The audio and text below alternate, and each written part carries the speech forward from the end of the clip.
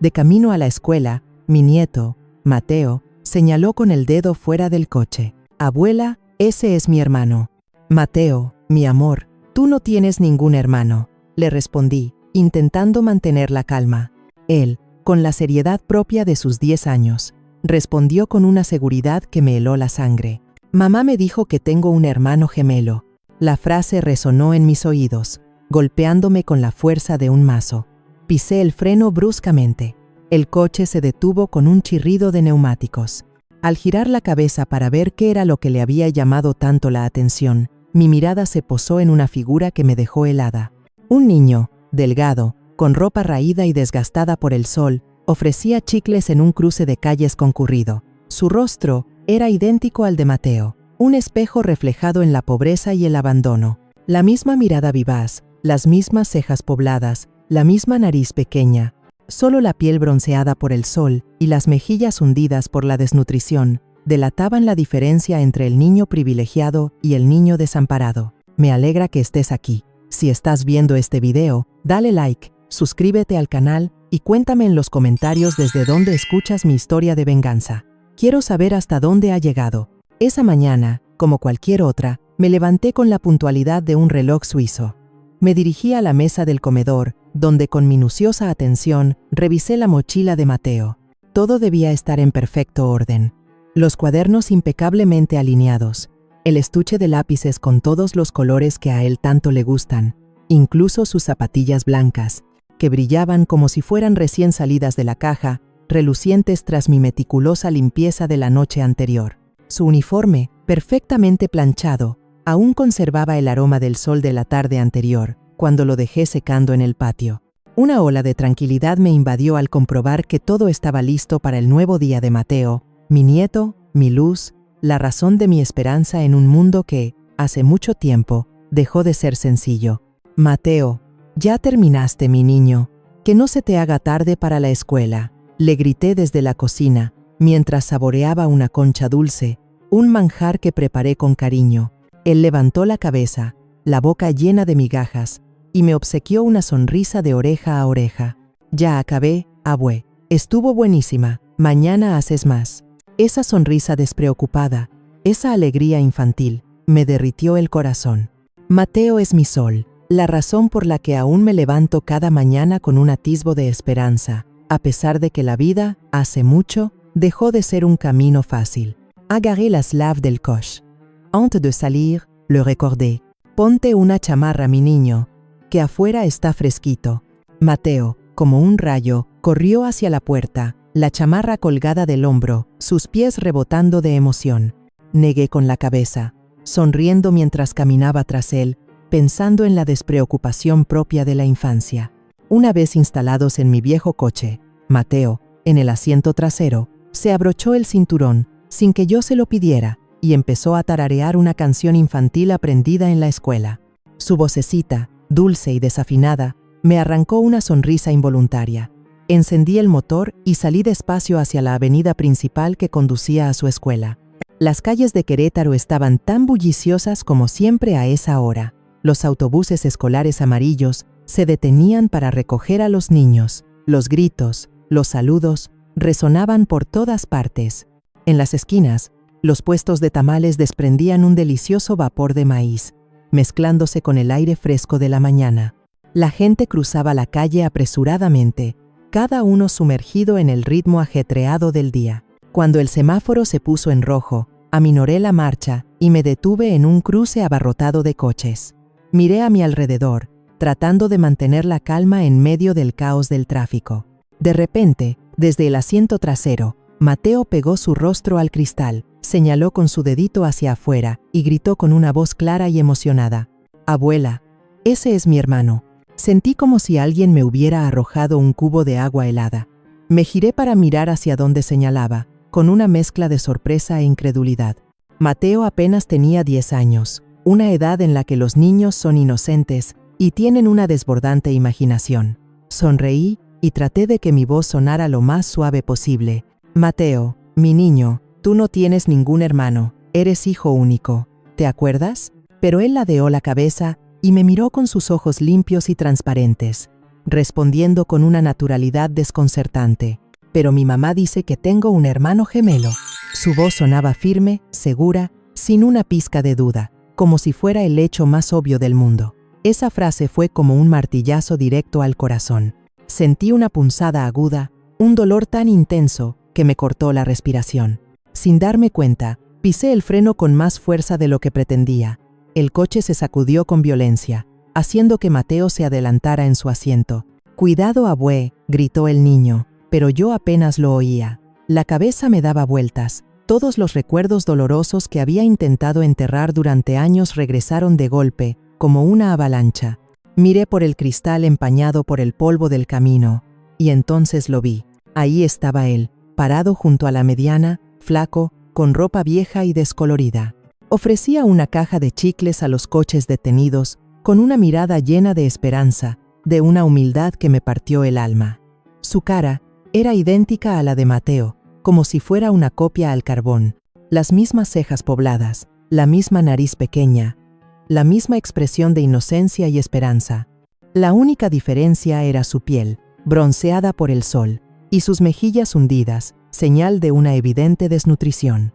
Contuve la respiración, los ojos pegados a él, y entonces lo vi. En su cuello, brillando bajo el sol matutino, llevaba una cadenita de plata con un dije de media luna. Mi corazón se detuvo. No podía equivocarme. Era una de las 2 cadenitas que yo misma había grabado y colocado en el cuello de mis nietos gemelos el día que nacieron. Una luna llena para Mateo y una media luna para Diego, el nieto que había perdido, o más bien, el que me dijeron que había muerto justo después de nacer. Sin dudarlo ni un segundo, desabroché el seguro de la puerta y salí corriendo, dejando atrás el ruido de los coches y los gritos de Mateo desde el interior. Me temblaban las piernas, pero seguí caminando, acercándome cada vez más hasta quedar frente al niño. Él levantó la cabeza para verme y en sus ojos negros vi un brillo de desconfianza, como el de un animalito asustado. Intenté que mi voz sonara tranquila, aunque el corazón me latía a 1000 por hora. «Oye, niño, ¿cómo te llamas?» El niño dudó, apretando los labios, y luego respondió en voz baja, casi en un susurro. «Me llamo Diego». Ese nombre recorrió mi cuerpo como una descarga eléctrica. Diego, el nombre del nieto que tuve en mis brazos, aunque solo fuera una vez, antes de que me dijeran que se había ido para siempre. Temblando, intenté preguntarle más. «¿Y dónde vives? ¿Quién te cuida?» Pero el niño dio un paso atrás, evitando mi mirada y murmuró: «Mi papá me dijo que no confiara en nadie más que en él. No puedo hablar con usted». Sus palabras fueron como un cuchillo clavándose en mi corazón. ¿Su papá? ¿Mi Diego? ¿El nieto que había perdido? ¿Cómo podía estar aquí, vivo, con un misterioso padre adoptivo? Quería abrazarlo, preguntarle más cosas, detenerlo, pero los claxonazos de los coches detrás empezaron a sonar furiosamente, interrumpiendo mis pensamientos. La gente empezó a cruzar la calle, los coches a mi alrededor aceleraban con impaciencia. Desde adentro, Mateo bajó la ventanilla y gritó: «Abuela, ya se me va a hacer tarde». Me giré y miré el reloj del tablero. La manecilla se acercaba a la hora de entrada de Mateo a la escuela. Tenía la mente hecha un lío, pero no podía dejar que mi nieto llegara tarde. Miré a Diego e intenté sonreír. «Voy a volver a buscarte». Pero el niño no respondió. Solo agachó la cabeza y abrazó su caja de chicles como si fuera lo único que tenía en el mundo. Tuve que regresar al coche, sintiendo que cada paso pesaba 1 tonelada. Cuando me senté al volante y miré por el retrovisor, Diego ya se había perdido entre la multitud de vendedores ambulantes. Pequeño y frágil en medio de toda esa gente, desapareció como si solo hubiera sido una sombra en un sueño. Pero esa cadenita de media luna, esa cara idéntica a la de Mateo, no podían ser una ilusión. Eran reales, y esa realidad se me estaba clavando en el corazón, doliéndome tanto que me costaba respirar. Mateo seguía cantando con inocencia, sin tener idea de que mi mundo se acababa de poner patas arriba en solo unos minutos. Dejé a Mateo en la entrada de la escuela. Mientras veía su pequeña figura desaparecer tras el portón de hierro verde, mi mente seguía en un completo caos. La cara de Diego, la cadenita de media luna brillando bajo el sol, su vocecita tímida, me perseguían. No podía quedarme de brazos cruzados. Di la vuelta, rechinando las llantas, y me dirigí de nuevo al cruce donde lo había encontrado. Sentía una urgencia terrible. como si no encontrar a Diego en ese instante significara perderlo por segunda vez. La calle seguía llena de gente, pero ahora el sol caía con más fuerza sobre los puestos ambulantes. Estacioné el coche en la orilla, bajé, y aunque me temblaban las piernas, caminé lo más rápido que pude. Pasé por cada puesto, desde el de la señora de los tamales con su olla humeante hasta el del viejito que vendía periódicos mientras se abanicaba con un abanico de papel. Les mostraba la foto de Mateo a todo el mundo, con la voz entrecortada.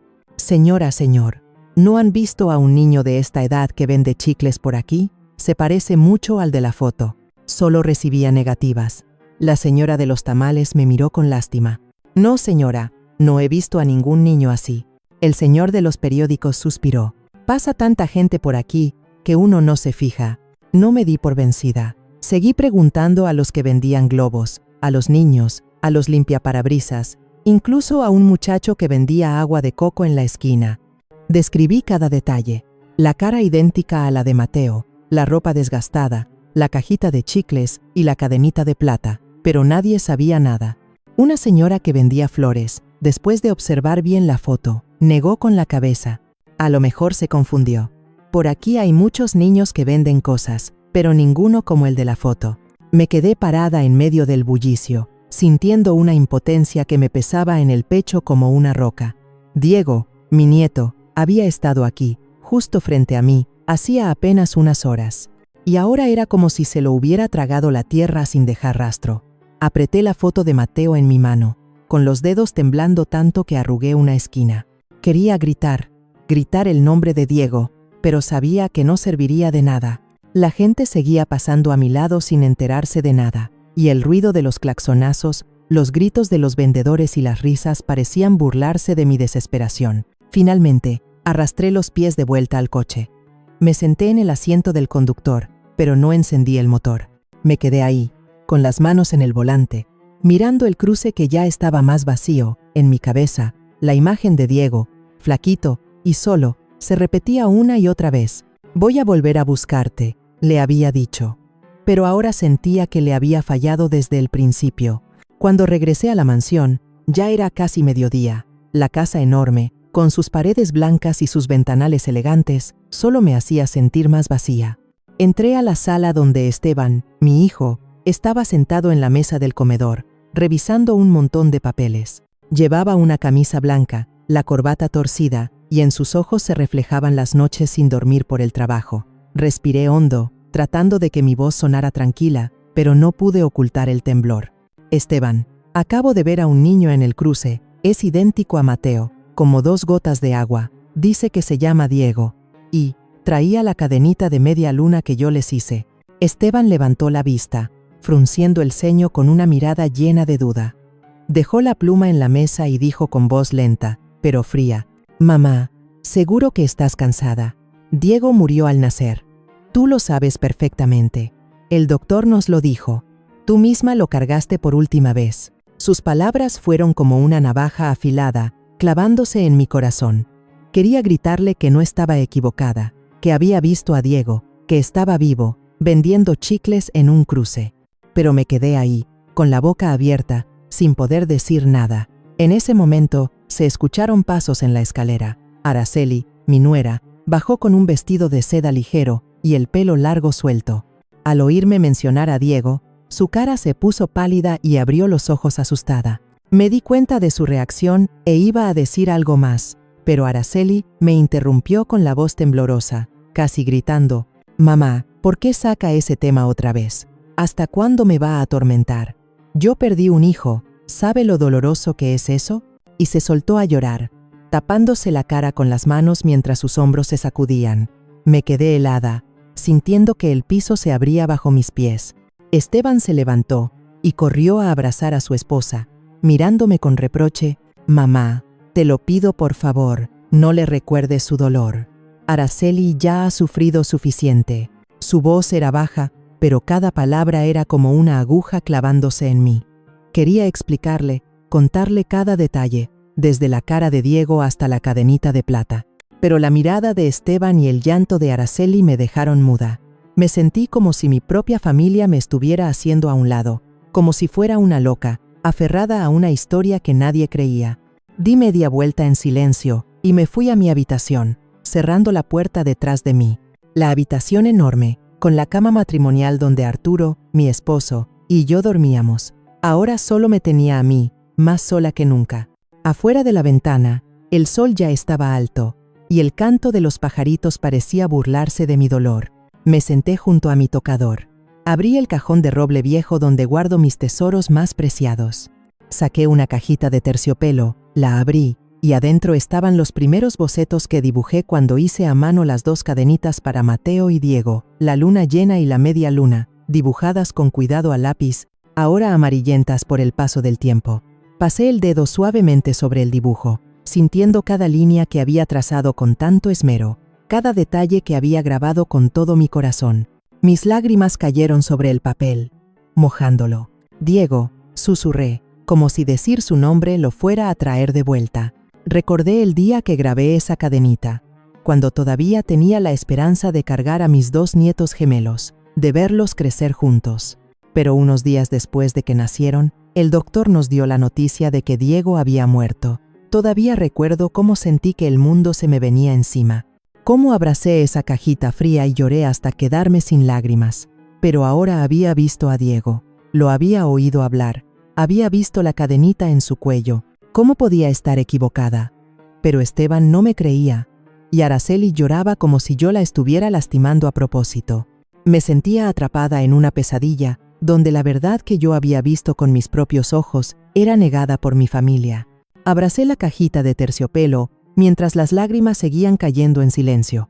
No estoy loca, Esteban, me dije a mí misma en un susurro. No me equivoqué, Diego está vivo, y lo voy a encontrar, aunque tenga que hacerlo sola. Me quedé sentada en esa habitación silenciosa, con el único sonido del tic-tac del reloj en la pared. Pensé en Arturo, en los días que pasamos juntos, superando tantas dificultades para construir esta familia. Si él estuviera vivo, seguro que me entendería, estaría de mi lado. Pero ahora estaba sola, enfrentando una verdad que nadie creía. Me sequé las lágrimas y guardé con cuidado la cajita en el cajón. Me prometí que, sin importar cuánto doliera, sin importar cuán sola me sintiera, no podía rendirme.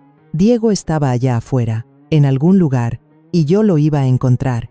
Tenía que descubrir la verdad, no solo por Diego, sino por mí, por todos los años que había vivido y luchado por esta familia. Esa tarde, me senté sola en la mesa del comedor. La luz dorada del atardecer entraba por la ventana y se posaba sobre el mantel viejo. La silla de enfrente, donde Arturo, mi esposo, solía sentarse, ahora estaba vacía, como un recordatorio silencioso de todo lo que había perdido. La miré con el corazón encogido y los recuerdos me invadieron, llevándome de vuelta a los días que creí que el tiempo había enterrado. Esos días en los que Arturo y yo construimos todo desde cero, y en los que yo creía que nuestra familia sería fuerte para siempre, sin importar las tormentas. Hace más de 30 años, Inmobiliaria Horizonte era solo un pequeño sueño en un cuartito apretado de Querétaro.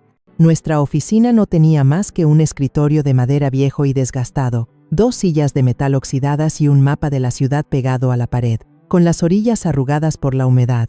Todavía recuerdo las mañanas en que Arturo y yo recorríamos la ciudad en su destartalada motoneta, buscando terrenos, atendiendo clientes, convenciendo a cada persona de que creyera en proyectos de los que ni siquiera nosotros estábamos seguros de que funcionarían. Nuestro almuerzo casi siempre era una torta que comíamos rápidamente en la banqueta, con unos tragos de café negro y amargo de algún puesto callejero.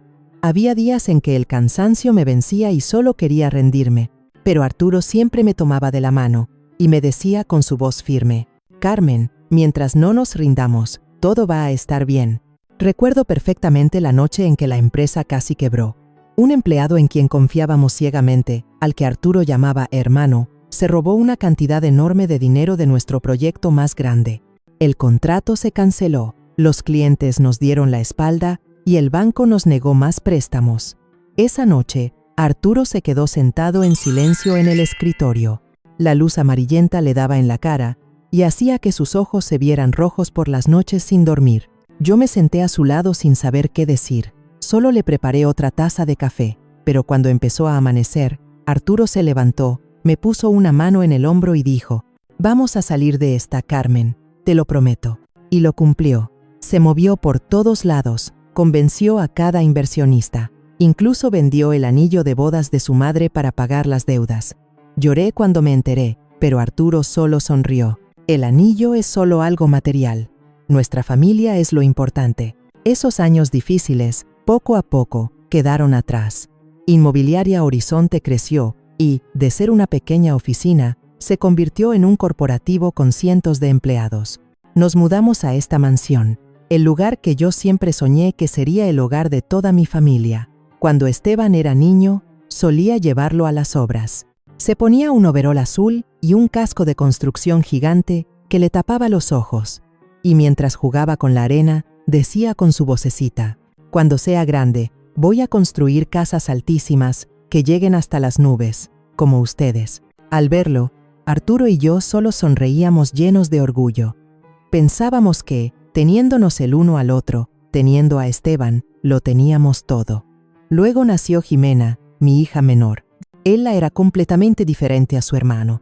Mientras que a Esteban le gustaba sentarse junto a su padre a ver los planos, a Jimena le encantaba correr por todo el jardín con un palo en la mano, fingiendo que era una espada, gritando que iba a atrapar a todos los malos. Todavía recuerdo el día que, con apenas 15 años, se paró frente a Arturo y a mí y declaró con voz firme: «Mamá, papá, quiero entrar a la academia de policía. Quiero ser quien defienda la justicia». Arturo se opuso rotundamente. Negó con la cabeza y dijo: «Jimena, eres mujer. Ser policía es muy peligroso. Deberías estudiar administración para que te hagas cargo de la empresa con tu hermano». Pero Jimena, con sus ojos brillantes y la barbilla en alto, le respondió: «Papá, si yo no lo hago, ¿quién va a proteger a la gente como nosotros?». Al final, Arturo tuvo que sonreír, aunque por dentro seguía preocupado. Le tomó la mano y le dijo: «Está bien, pero prométeme que siempre te vas a cuidar». Al verlos, supe que mi hija había heredado la fortaleza de los dos. Nuestra familia, en ese entonces, estaba llena de orgullo. Pensé que, después de tantos años de esfuerzo, por fin habíamos alcanzado la felicidad completa. La empresa iba bien. Esteban estudiaba para seguir los pasos de su padre, y Jimena perseguía su sueño con una determinación increíble. Pero entonces la mala noticia llegó como una tormenta. Una tarde, Arturo regresó del hospital con la cara pálida. Me llevó a su despacho, cerró la puerta y me dijo temblando: «Carmen, tengo cáncer, es terminal». Me quedé helada. Sentí que el mundo se me derrumbaba. Le apreté las manos y le pregunté: «¿Cómo es posible? ¿No se habrá equivocado el doctor?».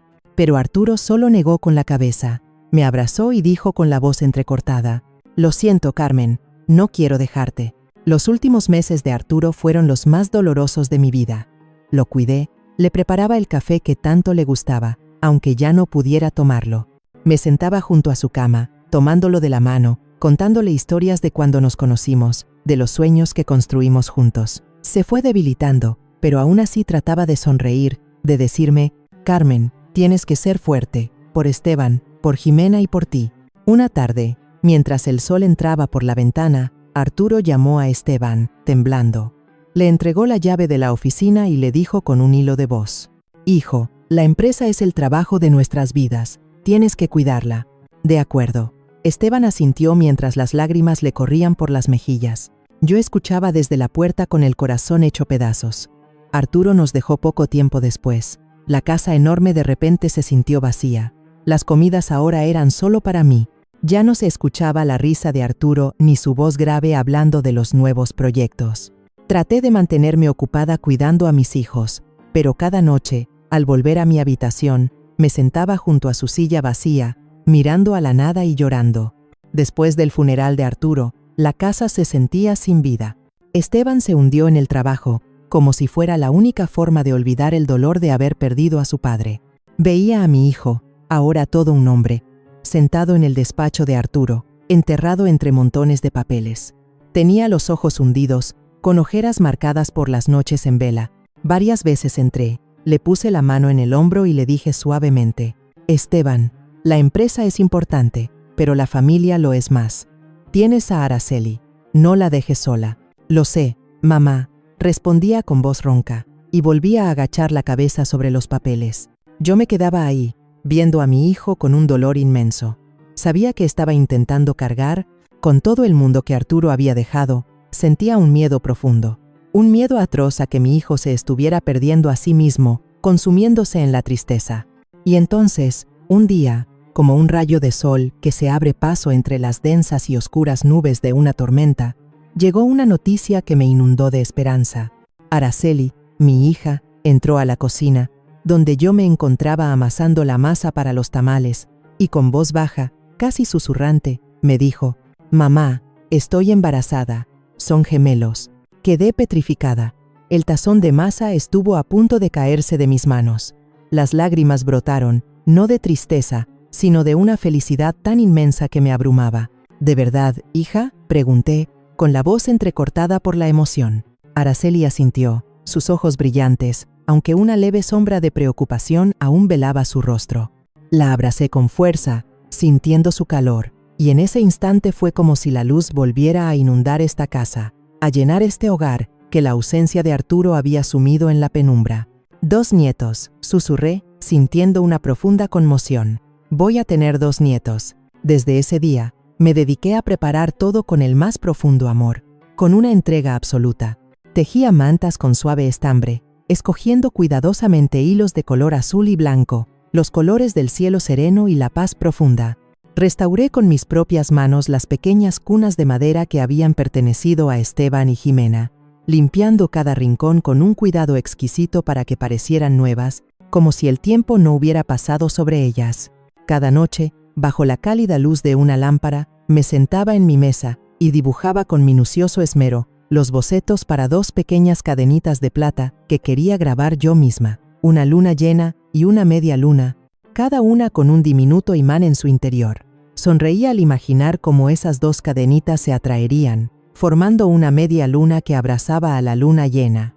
Del mismo modo que mis 2 nietos siempre estarían unidos, inevitablemente ligados por un vínculo inquebrantable. Me repetía en voz baja, como un mantra que me daba consuelo: «No importa cuán oscura sea la noche, mis niños siempre se van a encontrar». El día que Araceli comenzó con los dolores de parto, la casa se convirtió en un torbellino de actividad frenética, un caos organizado por el instinto maternal.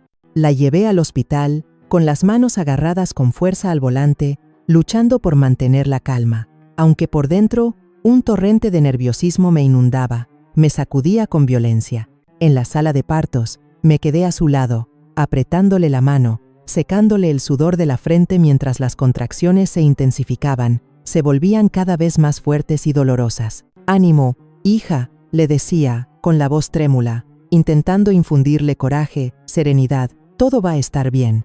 Araceli se mordía el labio, los ojos cerrados por el dolor, pero asentía, apretando mi mano con una fuerza desesperada. Finalmente, se escuchó el llanto claro de un bebé, una melodía cristalina que disipaba todas mis preocupaciones, que alejaba las sombras de la ansiedad. Habían nacido 2 niños hermosos, pequeños y frágiles, 2 pequeños seres humanos, que llenaban de luz el mundo. Temblando, los tomé en mis brazos, uno a uno, los puse sobre mi pecho y sentí su respiración débil, un soplo de vida que me conmovía hasta las lágrimas. Con mucho cuidado, les puse sus cadenitas. A Mateo, el más pequeño, la luna llena; a Diego, el mayor, la media luna. Al ver a mis 2 nietos, pensé que había encontrado la felicidad completa, el sueño anhelado durante tantos años, la paz que tanto había deseado. Los primeros días, la casa se llenó de risas y llantos, de la música incesante de la vida que se renueva. Alternativamente, cargaba a Mateo, luego a Diego, cantándoles las canciones de cuna que mi madre me cantaba a mi Esteban. Esteban, a pesar de su ocupada agenda de trabajo, intentaba llegar más temprano para abrazar a sus hijos, para disfrutar de esos momentos de ternura. Araceli, aunque todavía débil, sonreía cada vez que los veía, bañada por la felicidad inmensa de la maternidad. Pensé que nuestra familia, finalmente, había encontrado la luz después de los días oscuros que nos dejó la ausencia de Arturo. Cada noche, me sentaba junto a las cunas, viendo a mis nietos dormir, agradeciendo en silencio a la vida la oportunidad de ser abuela, de sentir ese amor inmenso que me inundaba el corazón. Pero esa alegría efímera, fugaz, Se esfumó rápidamente, como una burbuja de jabón que estalla al contacto con el aire. Apenas unos días después, una mañana, mientras le preparaba el biberón a Mateo, el doctor llamó a Esteban y a mí a su oficina. Era un hombre de mediana edad, con el rostro grave y serio, que nos comunicó la noticia con una voz apagada, cargada de pesar. Señora Carmen, joven Esteban, lo lamento mucho. Diego no sobrevivió. Fue una complicación inesperada. Hicimos todo lo que pudimos. Quedé paralizada, como si la sangre se hubiera congelado en mis venas. No, no puede ser, balbucé, incrédula, negándome a aceptar la realidad. Yo lo cargué anoche. Estaba bien. Corrí hacia el área de cuidados intensivos, suplicando que me permitieran ver a Diego por última vez, para despedirme de mi nieto. Pero una enfermera me detuvo, con una voz fría, implacable. Señora, el hospital ya se encargó de los trámites. Por favor, no nos complique las cosas. Grité, con la voz rota por el dolor, por la desesperación. Es mi nieto. Tengo que verlo. Pero Esteban me detuvo, con los ojos rojos, hinchados por las lágrimas. Mamá, ya no hagas las cosas más difíciles. Me apreté el pecho, sintiendo que mi corazón se rompía en 1000 pedazos. El funeral fue rápido, frío, impersonal. En el gélido cuarto de la funeraria, la pequeña caja estaba cerrada, y yo solo me quedé allí, con el pecho oprimido, con un nudo en la garganta que me impedía hablar, que me impedía expresar el dolor que me consumía. No pude ver a Diego por última vez, no pude tocarlo, no pude despedirme. Ese dolor fue como un cuchillo, que se me clavó en el alma, dejando una herida profunda, una herida que sentía que nunca sanaría. Después de ese día, Araceli cambió por completo. Cayó en una profunda depresión, un pozo oscuro del que parecía no poder escapar. Se pasaba horas sentada en su habitación, sin moverse, con la mirada perdida en el vacío, en la nada. A veces, cuando veía a Mateo, de repente se soltaba a llorar desconsoladamente, abrazándolo y murmurando, ¿por qué solo tú? ¿Por qué no los dos? Intentaba consolarla, pero cada palabra que le decía parecía empeorar las cosas, como si fueran sal esparcida sobre una herida abierta. Una vez, Araceli me miró con los ojos rojos, inyectados de sangre, y me gritó, «Usted no entiende, usted no sabe lo que es perder un hijo». Me quedé callada, sin saber qué responder, sintiéndome impotente ante su dolor, ante su sufrimiento. Araceli empezó a pedirle el divorcio a Esteban, con voz desesperada, diciéndole, «Te mereces una esposa mejor, no una fracasada como yo. No quiero ser una carga». Esteban se negaba rotundamente, siempre tratando de consolarla, de darle esperanza. «No es tu culpa, Araceli. Vamos a superarlo juntos». Pero yo veía que la mirada de Esteban también se estaba apagando, que la tristeza lo estaba consumiendo lentamente. Cada vez trabajaba más, se refugiaba en la oficina, dejando a Araceli sola con su depresión. Ella se iba de la casa con frecuencia, diciendo que iba con sus amigas a despejarse, a buscar un poco de aire fresco. Yo no sabía a dónde iba, ni qué hacía, pero cada vez que volvía estaba más distante, más envuelta en su soledad. Solo quedábamos Mateo y yo. Traté de darle a mi nieto todo el amor que le faltaba de sus padres, todo el cariño que podía darle, pero la ausencia de sus progenitores era una sombra latente que amenazaba con invadirlo todo. Ya tarde en la noche, después de una cena que Esteban otra vez dejó a medias para irse a una junta, me senté en la sala. La luz amarilla y tenue iluminaba las paredes blancas de la enorme casa, creando una atmósfera de soledad, de vacío. Mateo estaba en la mesa, haciendo su tarea con mucha concentración, moviendo su pequeño lápiz lentamente sobre el cuaderno. Bostezó y sus ojitos redondos comenzaron a cerrarse, vencidos por el cansancio. Me levanté, le preparé un vaso de leche tibia, se lo puse en la mesa y le dije en voz baja, «Ándale, mijo, acaba tu tarea y a dormir. Mañana te tienes que levantar temprano». Mateo sonrió, con un pequeño bigote de leche, y asintió. «Sí, abuelita».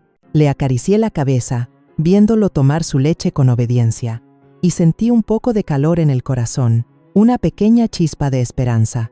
Pero en el fondo de mi mente, la imagen de Diego, el niño flaco del crucero con su cadenita de media luna, no dejaba de darme vueltas, de atormentarme.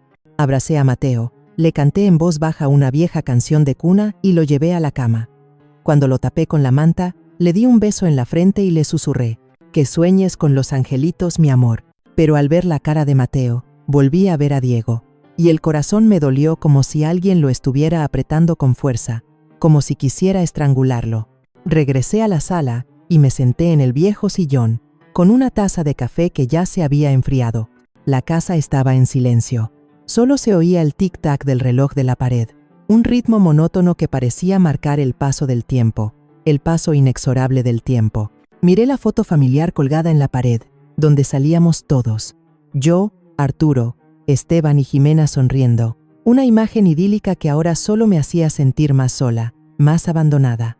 Esteban estaba ocupado, Araceli distante, y Diego. ¿Acaso estaba yo inventando un sueño para consolarme? ¿Era mi dolor el que me estaba haciendo ver cosas que no existen? Apreté la taza, tratando de contener las lágrimas. ¿No estás loca, Carmen?, me dije a mí misma. ¿Viste a Diego? Está vivo. Justo en ese momento, alguien llamó a la puerta, sacándome de mis pensamientos, de mi tormento. Me sorprendí. Me levanté y fui a abrir. Frente a mí estaba Jimena, mi hija menor, todavía con su uniforme de policía azul oscuro, el pelo negro aún húmedo por el sudor de un largo turno. La pesada mochila que llevaba en el hombro la hacía inclinarse un poco bajo la luz del porche. Los ojos de Jimena brillaban, pero noté que estaba preocupada. «Mamá, te ves muy triste. ¿Pasó algo?», me preguntó, en cuanto entró, con la voz llena de cariño, de preocupación. La invité a pasar. Le preparé un té caliente, y el olor a menta llenó el aire, creando una atmósfera reconfortante. Nos sentamos una frente a la otra, y empecé a contarle todo con la voz temblorosa, como si temiera que si no lo decía en ese momento, no volvería a tener el valor, como si me ahogara la verdad que necesitaba confesar. Le conté lo de la mañana en el crucero, lo del niño idéntico a Mateo, lo de la cadenita de media luna que brillaba en su cuello. Le conté cómo Esteban no me creyó, cómo Araceli se puso a llorar, y cómo me sentí tan sola cuando nadie me apoyó. Vi a Diego, Jimena, le dije, mientras las lágrimas me corrían por las mejillas. Sé que era él, pero nadie me cree. Siento que estoy perdiendo todo otra vez. Jimena se quedó en silencio, sin quitarme los ojos de encima. No me interrumpió, solo escuchaba, apretando la taza de té como para controlar sus emociones, para contener el torrente de sentimientos que la invadían. Cuando terminé mi historia, con un suspiro profundo, Jimena dejó la taza en la mesa. Me miró directamente a los ojos y dijo, con voz firme, con una seguridad que me conmovió profundamente: «Yo te creo, mamá. Si dices que viste a Diego, entonces algo raro está pasando aquí, y vamos a descubrir la verdad juntas». Sus palabras fueron como un rayo de luz en la oscuridad de mi corazón, como un faro en medio de la tormenta. Me quedé sin palabras, y mi mano temblorosa buscó la suya. Su mano era fuerte, cálida, y me apretó como si quisiera darme fuerzas, como si quisiera transmitirme su apoyo incondicional. Por primera vez en muchos días, sentí que ya no estaba sola. Jimena sacó de su bolsillo una pequeña libreta con la pasta de cuero gastada y empezó a tomar notas, con la precisión y la meticulosidad de un detective experimentado. «Mamá, cuéntame cada detalle». «Exacto», dijo, con la misma seriedad que usaba en la estación de policía. Traté de recordar el lugar exacto del crucero, la hora, la ropa desgastada de Diego, la caja de chicles que traía en la mano, hasta su mirada de desconfianza cuando le pregunté su nombre. Jimena escribía rápido, con letra clara. Cada línea era como un mapa que nos llevaría a la verdad, un camino que nos guiaría hacia la verdad. «¿Te acuerdas bien qué marca de chicles traía?», preguntó, con los ojos brillantes de determinación. Asentí. La imagen de la pequeña caja estaba clara en mi mente. Eran de los baratos, de los que venden sueltos en los mercados, de color verde, marca chicles. Jimena asintió, escribió algo más y luego levantó la vista. «Mamá, creo que esto no es tan simple. Si Diego está vivo, alguien lo escondió a propósito, y no te voy a dejar sola en esto». Al escucharla, no pude contener las lágrimas. Había perdido a Arturo, había perdido a Diego, o eso creía. Y ahora que Esteban y Araceli me daban la espalda, Jimena estaba aquí, como un fuego que me calentaba el corazón, como un sol que disipaba las sombras de la desesperación. Le apreté la mano y le susurré: «Gracias, hija. No sé qué haría sin ti». Jimena sonrió. esa sonrisa fuerte pero llena de amor que yo recordaba en Arturo. «Soy tu hija, mamá, no voy a dejar que luches sola», dijo, y luego se levantó y bajó su mochila al piso. «Esta noche me quedo aquí, mañana pido el día libre. ¿Me acompañas al hospital?». Asentí, sintiendo que una parte del peso que cargaba se había ido, que una parte de mi dolor se había aliviado. A la mañana siguiente me desperté antes de que saliera el sol, cuando apenas una luz gris entraba por la ventana. Estaba en la cocina, tostando con cuidado unas rebanadas de pan, y el olor a mantequilla llenó la habitación, creando una atmósfera cálida y reconfortante. Preparé 2 tazas de café con leche, una para mí y otra para Jimena, esperando que el calor del café me ayudara a calmarme antes del día tan importante que nos esperaba. Hoy Jimena y yo iríamos al hospital, el lugar donde empezó toda la tragedia de mi familia, donde perdí a Diego, o al menos donde me dijeron que lo había perdido. Puse el plato con el pan en la mesa, con el corazón encogido, pero también con una pequeña chispa de esperanza. Con Jimena a mi lado, ya no me sentía sola. Jimena bajó de la sala, todavía con su uniforme de policía azul oscuro y el pelo negro bien recogido. Su placa prendida en el pecho brillaba bajo la luz de la cocina. Me miró y sonrió un poco. «¿Tan temprano te levantaste, mamá? Huele riquísimo. Ya me dio hambre». Le acerqué el plato con el pan, tratando de sonreír, de mostrar una apariencia de serenidad que no sentía. «Come, hija, que hoy va a ser un día largo». Jimena asintió y le dio una mordida al pan. Pero yo sabía que su mente estaba concentrada en lo que teníamos que hacer, que su mirada estaba fija en el objetivo que teníamos que alcanzar. La determinación en su mirada me recordó a Arturo, a cómo él siempre se mantenía tranquilo y fuerte ante cualquier problema, ante cualquier adversidad. Apreté mi taza de café y me dije a mí misma que tenía que ser fuerte, como Jimena, como Arturo, para enfrentar lo que nos esperaba. Nos subimos al coche, yo manejando y Jimena en el asiento del copiloto con su libreta en las piernas. El camino al hospital me era tan familiar que me dolía. Hacía 10 años había manejado por esta misma calle, llevando a Araceli cuando empezó el parto. Hoy regresaba, no para recibir a mis 2 nietos, sino para buscar la verdad sobre uno de ellos, para buscar la verdad que se ocultaba bajo la máscara de la mentira. El pasillo del hospital seguía igual de iluminado y olía fuerte a desinfectante. El sonido de los pasos, las voces de las enfermeras y el rechinido de las sillas de ruedas me transportaron de vuelta a ese día terrible, a ese día que había marcado para siempre mi vida y la de mi familia. Dudé. Sentía las piernas pesadas, como si el peso del mundo descansara sobre mis hombros. Pero Jimena no caminó directamente a la recepción. Enseñó su placa de policía y dijo, con voz clara y firme: «Soy la oficial Jimena Sánchez. Necesito revisar el expediente médico de un parto del 15 de abril de 2015. Paciente Araceli Márquez».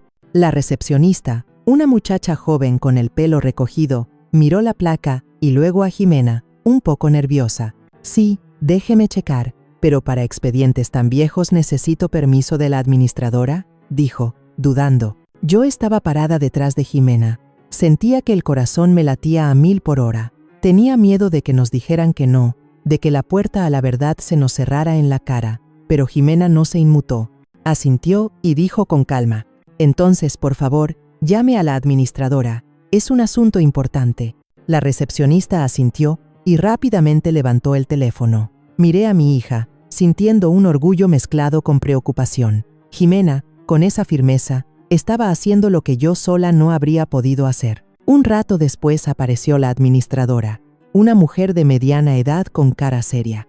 Después de hablar unos minutos, nos llevó a un pequeño cuarto al final del pasillo donde guardaban los expedientes viejos. Nos entregaron una carpeta delgada con las hojas ya amarillentas. Miré la carpeta y sentí un nudo en el estómago. Eso era todo lo que quedaba del día en que Diego nació y también del día en que me dijeron que había muerto. Jimena pasaba las hojas con cuidado, tomando notas rápidas con un lápiz. Me acerqué para leer las letras garabateadas y, de repente, mis ojos se detuvieron en una hoja, el acta de defunción de Diego. Pero lo que me heló la sangre fue que el espacio para la firma del testigo estaba en blanco. Ni una firma, ni un sello. La fecha y hora de la muerte estaban escritas a la carrera, con una letra temblorosa, completamente diferente al resto de la información. Y, sobre todo, El nombre del doctor de guardia esa noche, el doctor Raúl Vargas, estaba subrayado con tinta azul, como si alguien hubiera querido resaltarlo a propósito. Señalé el papel con la voz temblorosa. Jimena, mira esto. ¿Por qué no hay firma de testigo? ¿Y esta letra no es igual a la de lo demás? Jimena frunció el ceño. Sus ojos agudos recorrieron cada línea. Tienes razón, mamá, susurró, mientras escribía más rápido. Luego levantó la vista y le preguntó a la administradora, ¿dónde está ahora el doctor Raúl Vargas? La administradora negó con la cabeza y dijo, sin emoción, después de ese turno, pidió su renuncia. De repente, nadie pudo contactarlo. Se dice que se fue del país. Jimena asintió, pero vi que sus ojos brillaron como un depredador que acaba de encontrar una pista, una clave que podría llevarla a la verdad. Al salir del archivo, pasamos por el pasillo donde Araceli había estado internada. El olor a desinfectante y la luz blanca y fría me dieron un escalofrío. Justo en ese momento, una enfermera mayor, con canas en el pelo, salió de una habitación, me miró, y de repente, se detuvo con cara de sorpresa. «Señora Carmen, ¿verdad?», preguntó en voz baja. Asentí, con el corazón latiendo más fuerte, con la sensación de que algo iba a cambiar. «¿Se acuerda de mí?». La enfermera asintió y nos llevó a una esquina del pasillo donde no había nadie. Susurró, con voz preocupada, «Todavía me acuerdo de esa noche, cuando la señora Araceli tuvo a sus gemelos. Fue muy raro». El doctor Vargas entró a la sala de partos y cerró la puerta con llave. No dejó entrar a nadie, ni a nosotras. Yo me quedé afuera. Escuché el llanto de los dos bebés, pero luego solo sacaron a uno. Sentí que me mareaba, como si el piso se estuviera hundiendo. «¿Qué quiere decir?», pregunté, con la voz quebrada, con la sensación de que la verdad estaba a punto de revelarse. La enfermera miró a su alrededor, como si temiera que alguien la escuchara, y continuó, «No estoy segura, pero sentí que algo no estaba bien». El doctor Vargas no dejó entrar a nadie, y a la mañana siguiente dijo que un bebé había muerto, pero yo no vi el cuerpo. Me dio miedo, y no me atreví a preguntar más. Jimena sacó su libreta de inmediato, anotó el nombre de la enfermera, Elena, y le preguntó, ¿estaría dispuesta a testificar si fuera necesario? La señora Elena dudó un momento y luego asintió. Si es por ese niño, sí lo haré. De vuelta en el coche, Jimena extendió todos los papeles en el asiento y me señaló cada cosa rara, cada inconsistencia que sugería una posible manipulación de los hechos. «Mamá, mira», dijo, con voz decidida, con la convicción de que estaba en el camino correcto. «El acta de defunción no tiene firma, la letra no coincide, y el doctor Vargas desapareció justo después. Esto no es un simple error, esto fue planeado. Estoy segura de que alguien alteró los expedientes para ocultar la verdad sobre Diego». Le apreté la mano a mi hija, sintiendo la fuerza y la determinación en cada una de sus palabras. Por primera vez en tantos años, sentí que no estaba sola, que tenía a alguien en quien confiar, alguien que estaba dispuesto a ayudarme a encontrar la verdad, a encontrar a Diego. «Jimena, no sé cómo agradecerte», le dije, mientras las lágrimas me corrían por la cara, inundándome el rostro. Jimena me apretó la mano y sonrió. «Somos familia, mamá. No voy a dejar que sigan escondiendo a Diego». El domingo por la mañana, me desperté con una inquietud que no me dejaba en paz. El sol entraba por la ventana, iluminando el piso de madera, pero yo sentía el corazón pesado, como si estuviera cubierto por una nube negra. Hoy Jimena y yo habíamos decidido volver al crucero donde encontré a Diego. Es el lugar donde el recuerdo del niño flaco con la cadenita de media luna me perseguía cada noche. Un recuerdo que me atormentaba, que me impedía dormir, que me quitaba la paz. Preparé 2 tazas de café, tratando de que no me temblara la mano al servirle la leche a Jimena. «Hoy vamos a buscar más pistas, ¿verdad, hija?», le pregunté, intentando sonar tranquila, aunque por dentro estaba llena de nerviosismo. Jimena, ya con su uniforme de policía, asintió, con la mirada fija, con una determinación inquebrantable. «Sí, mamá, siento que ya estamos cerca de la verdad». Sus palabras eran como una pequeña luz, pero no me atrevía a tener demasiadas esperanzas. Ya había fracasado una vez en ese crucero, y el miedo de volver a perderle el rastro a Diego me encogía el corazón, me llenaba de ansiedad. Nos subimos al coche, yo al volante, manejando despacio por las calles conocidas de Querétaro. Al llegar al crucero, Bajé la velocidad, buscando con la mirada entre la gente. Los vendedores de globos con sus manojos de colores, los niños boleros con las manos sucias, los puestos de algodón de azúcar. Todos estaban ahí, como un retrato de la vida diaria de la ciudad. Pero Diego no. Busqué en cada esquina, en cada cara, esperando encontrar esos ojos negros y esa cadenita de plata brillante. Pero nada. Sentí que el ánimo se me venía abajo, como si una parte de mi esperanza se la hubiera llevado el viento. Jimena me puso la mano en el hombro y me dijo, para calmarme, «Tranquila, mamá, vamos a preguntar uno por uno si Diego estuvo aquí. Alguien tiene que saber algo». Me hizo una seña para que me estacionara y nos bajamos, cada una por su lado. Me acerqué al puesto de periódicos de un viejito de pelo blanco y con los lentes caídos sobre la nariz. Le enseñé la foto de Mateo, tratando de hablarle con suavidad. «Disculpe, señor, ¿no ha visto a un niño de unos 10 años con la cara igualita a la de este niño? ¿Vende chicles por aquí?» El viejito entrecerró los ojos para ver la foto y luego negó con la cabeza lentamente. «No me acuerdo bien, señora. Por aquí pasan muchos niños vendiendo. No me fijo en todos». Asentí. Le di las gracias, pero sentía el corazón apretado, como si una mano invisible lo estuviera oprimiendo. Seguí caminando por la banqueta y le pregunté a la señora de un puesto de frutas que traía un mandil rojo muy llamativo. «Señora, ¿no ha visto a un niño que se parezca al de la foto?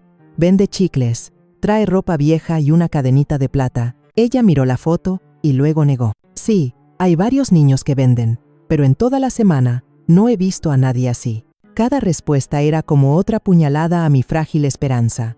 Me quedé parada en medio del gentío, apretando la foto de Mateo, sintiendo una impotencia que amenazaba con hundirme. «¿Dónde estás, Diego?», me preguntaba, con las lágrimas a punto de salir.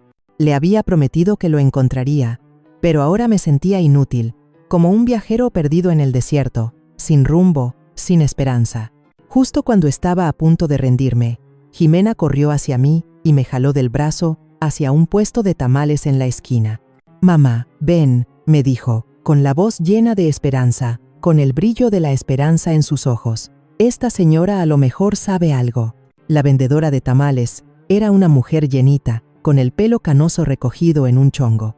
Estaba sirviendo salsa, a toda prisa, sobre los tamales calientes.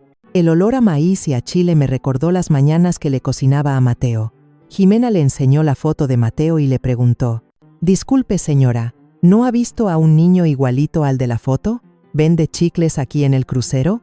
La señora miró la foto, suspiró y nos vio con lástima. «Claro que sí», dijo, bajando la voz, como si temiera hablar. «El niño de los chicles es igualito al de la foto. Ese siempre se paraba en esa esquina en las mañanas. Pero desde hace como una semana. No, yo creo que ya varias que no lo veo». El corazón me dio un vuelco. «¿Estás segura?», le pregunté, con la voz temblando de la emoción. «¿Sabe algo de él? ¿Dónde vive o quién lo cuida?». La señora miró a su alrededor, como si temiera que alguien la escuchara, y luego bajó más la voz. «La gente rumorea que es el que le ayuda en su casa al señor Rogelio Cáceres, el dueño de Constructora del Sol, un hombre inmensamente rico, con una mansión en las afueras de la ciudad. Mandaba a su hijo, según los rumores, a vender chicles diariamente, una supuesta lección de vida. Sin embargo, últimamente el niño había desaparecido. La información que poseía era escasa, hasta que el nombre de Rogelio Cáceres resonó en mi mente como un trueno. Rogelio, el archienemigo de la empresa de Esteban, mi difunto esposo, ese hombre del que Arturo siempre me había advertido, una víbora, un depredador, capaz de cualquier vileza para lograr sus objetivos. La revelación me paralizó. Mis manos temblaban tanto que casi se me cae la fotografía de Mateo, mi nieto. La imagen de Diego, mi amado nieto, en manos del enemigo de mi familia, era una herida que se abría de nuevo, una punzada de dolor inmenso, una angustia lacerante. Miré a Jimena, mi hija, y observé cómo su mirada se endurecía, no por el miedo, sino por una furia contenida, un volcán a punto de erupcionar, una furia justa, una furia necesaria. «Señora, ¿me podría dar su número de teléfono?», preguntó Jimena, su voz tranquila, pero con una firmeza inquebrantable, una determinación que me llenaba de orgullo y al mismo tiempo de temor. «Si se acuerda de algo más, por favor, avíseme». La señora asintió, escribió su número en un pequeño trozo de papel, y se lo entregó a Jimena. «Con cuidado, muchacha», dijo en voz baja, con una advertencia velada que resonaba en el silencio. «La casa del señor Cáceres no es cualquier lugar». Dejamos el puesto de tamales y caminamos hacia el coche en silencio, un silencio denso, cargado de una tensión que parecía tangible. Me senté en el asiento del conductor, pero no encendí el motor. Apreté la fotografía de Mateo con tanta fuerza que mis uñas se clavaron en mi piel. El dolor físico era insignificante comparado con la angustia que me oprimía el pecho, una angustia que se extendía como una sombra oscura, opaca y fría. «Jimena», susurré, mi voz apenas audible, apenas un susurro entrecortado por el miedo y la desesperación. «Si Diego está realmente con Rogelio Cáceres, ¿por qué? ¿Por qué él?». Jimena puso su mano sobre la mía, una mano cálida y firme, un gesto de consuelo y apoyo en medio de la tormenta. «No lo sé, mamá», dijo con firmeza, con una seguridad que yo, en ese momento, anhelaba tener. «Pero lo voy a averiguar. Rogelio Cáceres puede ser la clave. Voy a investigar su expediente, a ver si tiene algo que ver con el hospital». Asentí, aunque por dentro el miedo y la rabia crecían sin cesar, alimentando una tormenta interior que amenazaba con desbordarse. Rogelio Cáceres, el hombre que había intentado destruir la empresa familiar, ahora estaba relacionado con mi nieto. ¿Era una macabra coincidencia o parte de un plan aún más siniestro, más perverso, más monstruoso? Esa misma tarde, Jimena y yo no pudimos esperar más. Encendí el coche y manejamos hacia las afueras, hacia la imponente mansión de Rogelio Cáceres, un lugar que parecía emanar una atmósfera de opulencia y misterio a partes iguales. La calle que conducía a la casa era extrañamente silenciosa, una quietud inquietante que contrastaba con la tormenta que se desataba en mi interior. 2 hileras de altos pinos proyectaban sombras alargadas sobre el pavimento, creando un juego de luces y sombras que añadía una capa más de misterio al ambiente. Conducía despacio, intentando calmarme, pero cada rotación de las llantas hacía que mi corazón latiera más fuerte, más rápido, como si intentara escapar de mi pecho. Un enorme portón de hierro negro, frío e imponente, apareció frente a nosotros, flanqueado por cámaras de seguridad que brillaban como ojos sin alma, ojos que parecían observarnos, juzgarnos, condenarnos. Detuve el coche, apagué el motor, pero mis manos seguían agarrando el volante con fuerza, empapadas de sudor. Me volví hacia Jimena, mi voz temblorosa. «¿Tocamos, hija? ¿O mejor esperamos?». Jimena frunció el ceño, su mirada aguda recorriendo el lugar, analizando cada detalle, cada sombra, cada posible amenaza. «Mamá, espera un poco», susurró, su voz baja pero llena de cautela. «Algo no me gusta. No sabemos qué hay ahí dentro. Mejor observamos primero». Asentí, aunque por dentro me consumía la impaciencia. Quería salir corriendo, tocar esa puerta y exigir ver a Diego. Pero sabía que Jimena tenía razón. No podíamos actuar impulsivamente, sin un plan, sin estrategia. Respiré hondo, intentando contener el miedo y la rabia que me consumían. Justo en ese momento, el pesado portón de hierro se abrió lentamente, con un chirrido metálico que me sobresaltó. Un coche negro y brillante, un vehículo de lujo, se deslizó hacia el interior de la propiedad, reluciendo bajo la luz del sol de la tarde. Jimena y yo nos escondimos rápidamente detrás de un arbusto de bugambillas, en un intento desesperado por pasar desapercibidas, por permanecer ocultas. Con el corazón latiendo con una fuerza desmesurada, como si fuera a salirse de mi pecho, le apreté la mano a Jimena, intentando respirar con calma. Pero entonces, mientras el portón se cerraba, una figura familiar salió de la mansión. Se me paró el corazón. Era Araceli, mi nuera. Iba del brazo de Rogelio Cáceres, sonriendo, una sonrisa falsa, hipócrita, que me heló la sangre. Araceli lucía un vestido de seda rojo brillante, su cabello suelto, una imagen que contrastaba enormemente con la pesadilla que estábamos viviendo. Rogelio, impecablemente vestido con un traje gris, se inclinó para susurrarle algo al oído. Sentí que la sangre se me helaba en las venas. Araceli, a quien había querido como a una hija, a quien había sostenido la mano en la sala de partos, ahora iba del brazo del enemigo de mi familia. Quise gritar, salir a enfrentarlos, pero Jimena me apretó la mano, haciéndome señas de que me callara. Nos quedamos escondidas, tratando de escuchar. Se detuvieron en la entrada. La voz de Rogelio, baja pero cortante, resonó en el aire. ¿Estás segura? A esa vieja estúpida nadie le va a creer nunca. A estas alturas, el mocoso de Diego ya está encerrado en la casa. Por más que lo busque, no lo va a encontrar. Y diga lo que diga, nadie la va a escuchar. Araceli se rió, una risa aguda, estridente, que me retorció las entrañas. No te preocupes, dijo con una voz dulce pero llena de malicia, una malicia que me causaba escalofríos. Esteban está demasiado ocupado con la empresa, y ella no es más que una vieja que ya chochea. Hice que toda la familia pensara que está loca. A Diego nunca lo van a encontrar. Me llevé la mano al pecho, sentía que no podía respirar. Araceli, a quien había querido y consolado, ahora hablaba de mí como si fuera una tonta, como si mi dolor y mi sufrimiento fueran insignificantes, como si mi angustia no fuera real. Y de Diego, mi nieto, como una pieza en su perverso juego. Bien, pero no te descuides, gruñó Rogelio. No, solo quiero quedarme con el niño. Quiero que la empresa de Esteban se hunda en la junta del consejo de la próxima semana. Voy a dar el golpe final. Esteban lo va a perder todo. Araceli asintió, un brillo malicioso en sus ojos. Tú déjamelo a mí. Yo me encargaré de distraer a Esteban para que tú puedas hacer lo tuyo.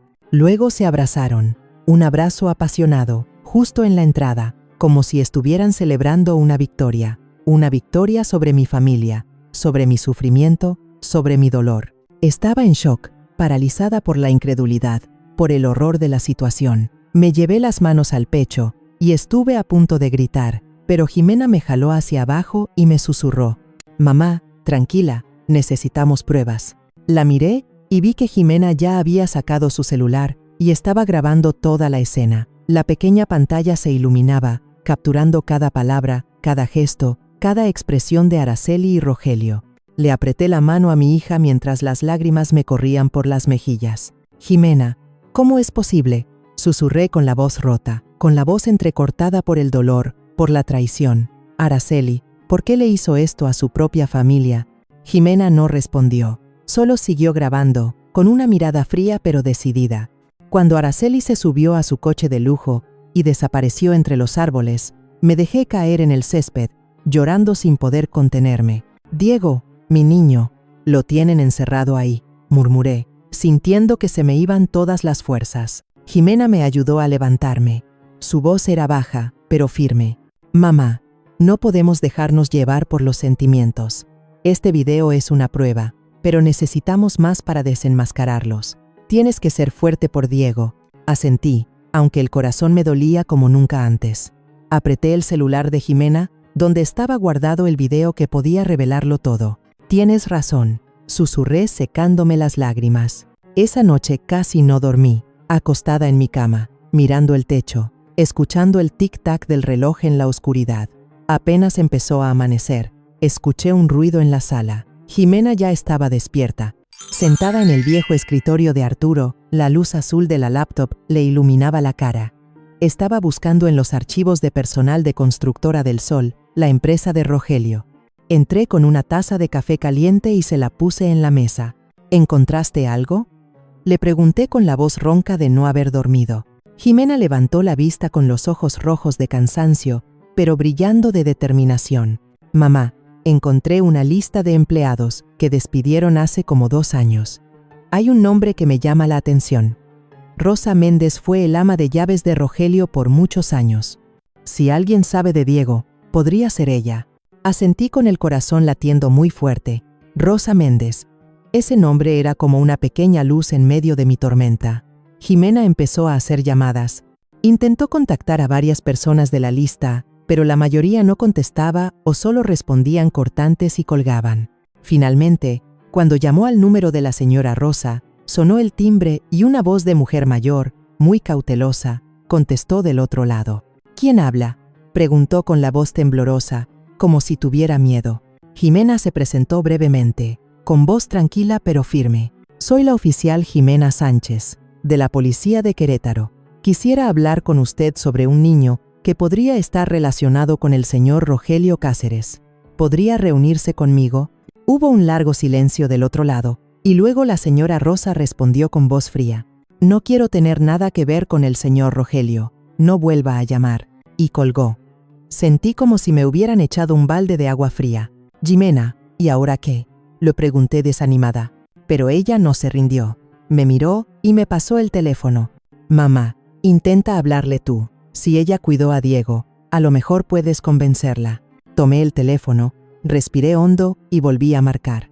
Cuando la señora Rosa contestó, no la dejé hablar y le dije rápidamente con la voz temblorosa: Señora Rosa, soy Carmen, la mamá de Esteban Sánchez. El niño que usted cuidó es mi nieto, se llama Diego. Le suplico, ayúdeme a traerlo de vuelta con su familia. Solo quiero que mi niño esté a salvo. Mis palabras salieron de golpe, cargadas con todo el dolor y la esperanza de 10 años. Del otro lado volvió a haber un silencio tan largo que pensé que la señora Rosa ya había colgado.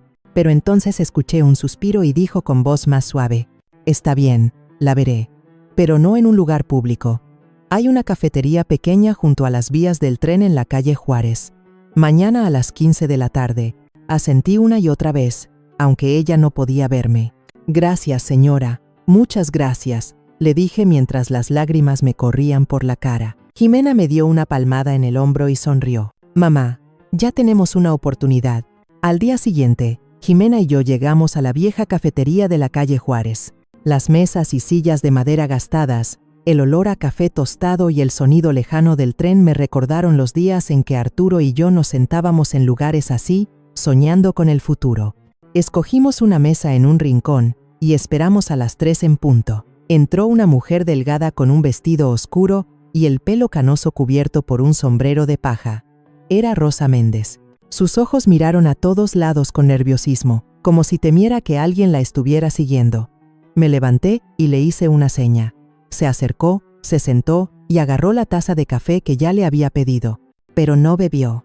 Señora Rosa, gracias por venir, le dije, tratando de sonar lo más amable posible. Ella asintió, pero su mirada seguía desconfiada. Jimena empezó a hablar. ¿Podría contarnos sobre el niño que cuidaba en casa del señor Rogelio? La señora Rosa se quedó en silencio un momento, y luego empezó a hablar con la voz temblorosa. Fui el ama de llaves del señor Rogelio por 10 años. Un día trajo a un niño. Dijo que era su hijo adoptivo y me lo encargó. El niño tendría como 3 años. Era chiquito y flaquito. Le decía Diego. Sentí que se me encogía el corazón. El niño traía una cadenita de plata con una media luna. Le pregunté deprisa, con la mano temblando tanto que se me derramó un poco de café. La señora Rosa asintió. Su mirada se suavizó como si estuviera recordando. Siempre traía esa cadenita. Nunca se la quitaba, dijo, recordando la inocencia de mi nieto. No pude contener las lágrimas. Es mi nieto, susurré con la voz quebrada. Jimena apretó su pluma y escribió rápidamente cada palabra de la señora. La señora Rosa continuó con la voz cada vez más temblorosa. A Diego lo tenían encerrado en el sótano casi todo el día. El señor Rogelio no lo dejaba ir a la escuela ni salir a jugar. Cuando cumplió 8 años, lo empezó a mandar al crucero a vender chicles.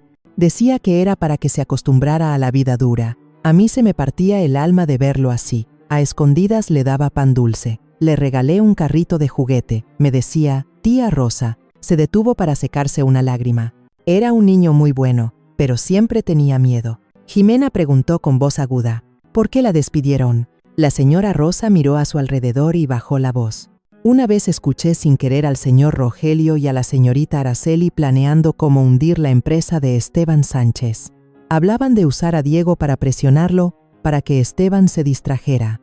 Me asusté tanto que quise llamar a la policía, pero el señor Rogelio se dio cuenta. Me corrió, no me pagó lo que me debía, y hasta me acusó de ratera para que nadie me creyera. Le apreté la mano a la señora Rosa y le rogué. Señora Rosa, por favor, testifique. Ayúdeme a salvar a Diego. Ella se quedó en silencio, con la mirada llena de dolor. Luego, lentamente, abrió su bolsa vieja, sacó un carrito de juguete rojo y despintado y lo puso sobre la mesa. Lo guardé porque siempre creí que algún día ese niño sería libre. Dijo con la voz entrecortada. Voy a testificar por Diego. Jimena inmediatamente le tomó la declaración, anotó cada detalle y quedó de llevar a la señora Rosa a firmar ante notario. Salimos de la cafetería cuando ya estaba atardeciendo. La luz rojiza del sol pegaba en las vías del tren y hacía brillar el carrito que yo llevaba en la mano. Lo abracé con fuerza, sintiendo como si estuviera abrazando al mismo Diego. «Gracias, Rosa», le dije llorando otra vez. «Me ha devuelto la esperanza». La señora Rosa asintió con una mirada tierna. «Salve a ese niño, señora Carmen. Se merece tener una familia de regreso». Iba en el coche con el carrito de juguete en la mano. Jimena manejaba con la mirada fija en el camino, pero vi que tenía los ojos rojos. «Mamá, ya casi lo logramos», dijo con la declaración de la señora Rosa. «¿Podemos llevar este caso a los tribunales?». Asentí. Con ese carrito en la mano y con Jimena a mi lado, sabía que estaba más cerca de Diego que nunca. Unos días después, el expediente de la denuncia estaba completo. Jimena y yo habíamos trabajado sin parar, acomodando con cuidado cada prueba. Los papeles raros del hospital, el video que Jimena grabó frente a la mansión de Rogelio, la declaración detallada de Rosa Méndez y hasta el carrito de juguete que ella había guardado.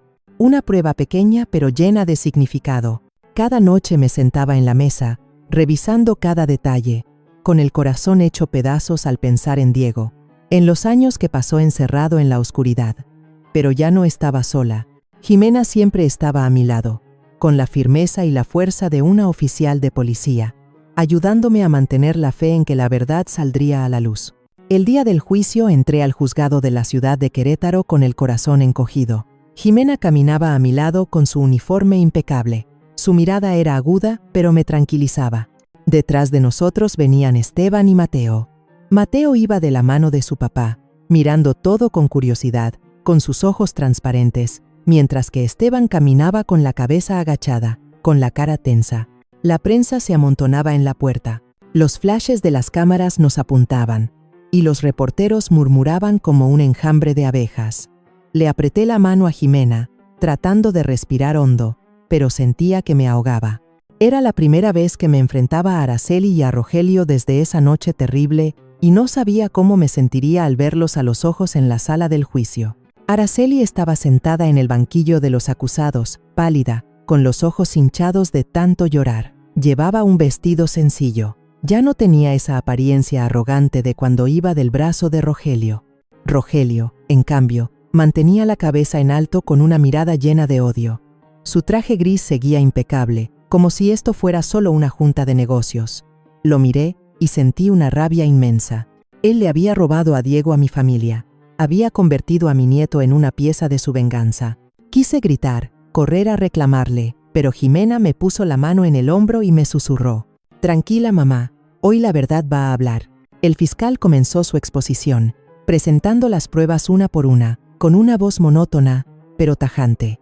Cuando el video que Jimena grabó apareció en la pantalla grande, toda la sala contuvo el aliento. La voz burlona de Araceli resonó. «A esa vieja estúpida nadie le va a creer nunca. A estas alturas el mocoso de Diego ya está encerrado en la casa». Miré a Esteban y vi que mi hijo tenía la cara agachada, apretando los puños con tanta fuerza que los nudillos se le pusieron blancos. Mateo, sentado a su lado, miraba la pantalla sin entender y luego se volvió hacia mí para preguntarme en voz baja. «Abuelita, ¿de quién habla mi mamá?». Lo abracé y lo susurré. «No pasa nada, Mateo. Luego te explico». Pero me dolía el corazón. No sabía cómo le diría a mi nieto que su madre había traicionado a toda su familia. Después llamaron a Rosa Méndez al estrado. Subió delgadita, con las manos temblorosas pero con la mirada firme. Contó con detalle cómo tenían a Diego encerrado en el sótano, cómo Rogelio lo obligaba a vender chicles y cómo la amenazaron y la corrieron cuando intentó ayudarlo. «Yo cuidé a ese niño como si fuera mi hijo», dijo con la voz entrecortada. Me decía, «Tía Rosa». No puedo olvidar su mirada de miedo. Cada vez que aparecía Rogelio en la sala, se escucharon murmullos. Algunas personas lloraron. Le apreté la mano a Jimena, mientras las lágrimas me corrían por la cara. Rosa, la mujer que solo había visto una vez, me había dado esperanza y ahora estaba ahí diciendo la verdad por Diego. Cuando el juez preguntó por el motivo, Rogelio se levantó de golpe y gritó como un loco. «El padre de ustedes arruinó a mi familia. Arturo Sánchez despidió a mi padre por un desfalco. Mi madre murió porque no teníamos dinero para sus medicinas y mi padre se suicidó poco después. Juré que haría pagar a toda la familia Sánchez. Diego era mi herramienta, y Araceli solo fue un peón en mi juego. Nunca la quise. Señaló a Araceli con desprecio. Toda la sala se quedó en silencio. Araceli se soltó a llorar desconsoladamente. Se volvió hacia Esteban y dijo con voz temblorosa: «Perdóname, Esteban. Yo solo quería estar con Rogelio. No sabía que solo me estaba usando». Esteban no respondió. Solo agachó la cabeza con los hombros temblando. Miré a mi hijo con el corazón hecho pedazos. Esteban había amado y protegido a Araceli, pero ella le había clavado un puñal en el corazón.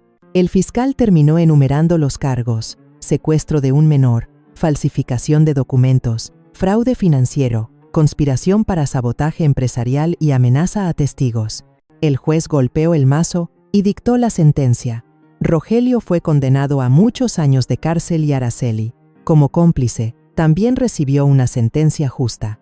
Cuando se los llevaron, miré a Araceli, pero ya no sentía rabia, solo tristeza. Ella había sido parte de mi familia, pero ahora lo había perdido todo. Ya estaba anocheciendo cuando salimos del juzgado. Esteban caminaba a mi lado y me dijo con voz ronca y llena de arrepentimiento: «Mamá, perdóname, no te creí. Te dejé sola en todo esto».